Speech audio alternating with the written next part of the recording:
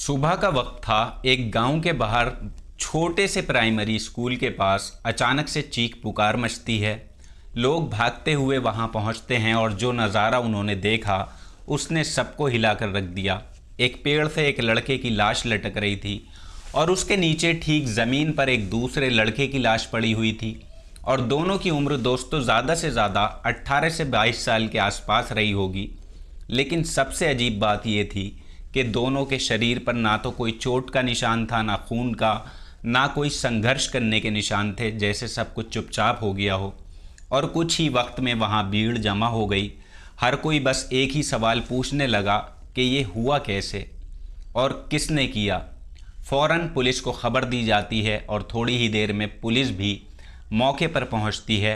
दोनों लाशों को नीचे उतारा जाता है और पहचान कराने की कोशिश भी करती है पुलिस, लेकिन शुरुआत में कोई भी उन्हें पहचान नहीं पाता है। और फिर गांव के कुछ लोगों ने बताया कि ये दोनों लड़के पहले भी यहाँ आते जाते रहते थे, खासकर दुर्गा पूजा के वक्त डांस करने के लिए, और ये गाज़ीपुर ज़िले के छतरपुर गांव के रहने वाले हैं। थोड़ी देर में उनकी पहचान तो हो गई। एक का नाम प्रिंस कुशवाहा था और दूसरे का नाम मुकेश पासवान था। अब मामला गंभीर हो चुका था। पुलिस ने दोनों शवों को पोस्टमार्टम के लिए भेजा और यहाँ से अपनी जांच की शुरुआत की। लेकिन जब पुलिस उनके घर पहुँचती है तो वहाँ से जो बात उनके सामने आई उसने इस केस को और भी उलझा कर रख दिया। परिवार वालों ने बताया कि 19 मई की रात दोनों घर से ये कहकर निकले थे कि वो अयोध्या जा रहे हैं। लेकिन अब ये सवाल था कि अगर वो अयोध्या जा रहे थे तो इस गांव तक वो कैसे पहुँचे और यहाँ उनके साथ हुआ क्या। अब जांच आगे बढ़ी तो पुलिस ने दोनों के मोबाइल की कॉल डिटेल सबसे पहले खंगाली और यहीं से कहानी ने नया मोड़ लिया। पता चलता है कि उसी रात प्रिंस ने एक नंबर पर बार बार कॉल किया था लगातार, और जैसे किसी से मिलने की जल्दी हो। जब उस नंबर की जानकारी निकाली गई तो वो नंबर इसी गांव की एक 19 साल की लड़की जिसका नाम लक्ष्मी था उसके नाम पर था।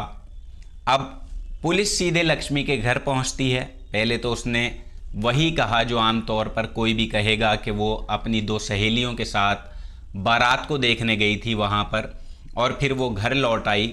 लेकिन जब पुलिस ने उससे सख्ती से पूछताछ की, सख्ती दिखाई, तब उसने थोड़ा सा सच बताया। उसने माना कि उसका प्रिंस के साथ एक रिश्ता था और उसी से मिलने के लिए वो प्रिंस से गई थी उस रात और गांव में वो आया था। लेकिन वो अकेला नहीं था, उसके साथ उसका दोस्त मुकेश और उसके साथ गांव का सतीश कुमार और एक लड़का और भी था। अब लक्ष्मी ने बताया कि ये सभी लोग गांव के बाहर उसी प्राइमरी स्कूल के पास मिले थे जहां अगली सुबह दोनों की लाश मिली थी। अब कुछ देर तक वहां सब बैठे रहे, बातें की, सब कुछ नॉर्मल था। लेकिन उसके बाद वो अपनी सहेलियों के साथ वहां से घर वापस आ गई। उसके मुताबिक जब वो निकली थी तब सब कुछ ठीक था, कोई झगड़ा नहीं हुआ था। पुलिस को उसकी बात पर पूरा भरोसा तो नहीं हुआ, इसलिए लक्ष्मी और उसकी दोनों सहेलियों को थाने लाया जाता है और करीब 8 से 10 घंटे तक लगातार उनसे पूछताछ की गई। लेकिन तीनों का जवाब एक ही रहा हमेशा से कि जब हम वहाँ से गए तब सभी लड़के ज़िंदा थे।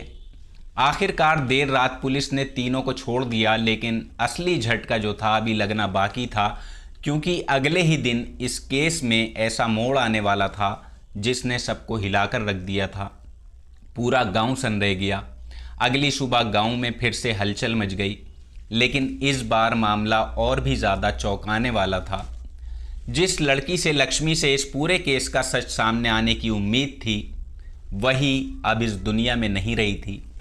लक्ष्मी अपने ही घर के अंदर फंदे से लटकी हुई झूलती हुई मिलती है और ये खबर जैसे ही फैलती है पूरे गांव में सन्नाटा मच जाता है। पुलिस फ़ौरन मौके पे पहुंचती है और अब ये मामला पहले से भी और ज़्यादा उलझ जाता है, क्योंकि जिस लड़की से पुलिस को सबसे ज़्यादा उम्मीदें थीं, जानकारी मिलने वाली थी, अब वही लड़की कुछ भी बताने के लिए यहाँ पर ज़िंदा मौजूद नहीं थी। अब सवाल और गहरे हो चुके थे कि आखिर लक्ष्मी ने ऐसा कदम क्यों उठाया। क्या वो किसी डर में थी, या क्या उसे किसी बात का पछतावा था, या फिर वो किसी ऐसे राज को छुपा रही थी जो बाहर आना ही नहीं चाहता था। इन सवालों के जवाब किसी के पास नहीं थे। अब पुलिस ने अपनी जांच का रुख बदल दिया, फौरन से जांच नई दिशा में शुरू की और सीधे उन लड़कों तक पहुंचती है जो उस रात प्रिंस और मुकेश के साथ थे। सबसे पहले पुलिस प्रिंस के गांव पहुंचती है और वहां से सतीश कुमार को हिरासत में लिया जाता है और इसके बाद उसी गांव के एक नाबालिग लड़के को भी पकड़ा जाता है। कहने को वो नाबालिग था। अब दोनों को थाने लाया गया और जब सख्ती से पूछताछ हुई तो धीरे धीरे सच्चाई सामने आने लगी। शुरुआत में दोनों टालते रहे लेकिन ज़्यादा देर तक वो टिक नहीं पाते हैं पुलिस के सामने और आखिरकार सतीश टूट गया और उसने जो बताया उसने पूरे केस की तस्वीर बदल कर रख दी। उसने कहा कि उस रात जब तीनों लड़कियां वहां से चली गईं, उसके बाद चारों लड़कों के बीच किसी बात को लेकर बहस शुरू होती है, प्रेमी प्रेमिका को लेकर। पहले बात हल्की रही लेकिन धीरे धीरे आवाज़ें ऊंची होने लगी और देखते ही देखते मामला झगड़े में बदल गया। गुस्सा इतना बढ़ जाता है कि तीनों ने मिलकर सबसे पहले प्रिंस का गला दबाया और कुछ ही देर में उसकी सांसें थम गईं। लेकिन इसके बाद जो हुआ वो और भी ज़्यादा खौफनाक था। मुकेश इस पूरी घटना का गवाह था और शायद यही वजह बनी कि उसे भी ज़िंदा नहीं छोड़ा जाता है, उसका भी गला दबाकर उसे भी ख़त्म किया जाता है। अब दो लोगों की यहाँ पर जान जा चुकी थी और अब सबसे पहला डर था कि अगर सच सामने आ गया तो हमारा बचना जो है वो मुश्किल हो जाएगा और इसी डर में उन्होंने एक प्लान बनाया। इस पूरी घटना को आत्महत्या जैसा दिखाने का फैसला किया।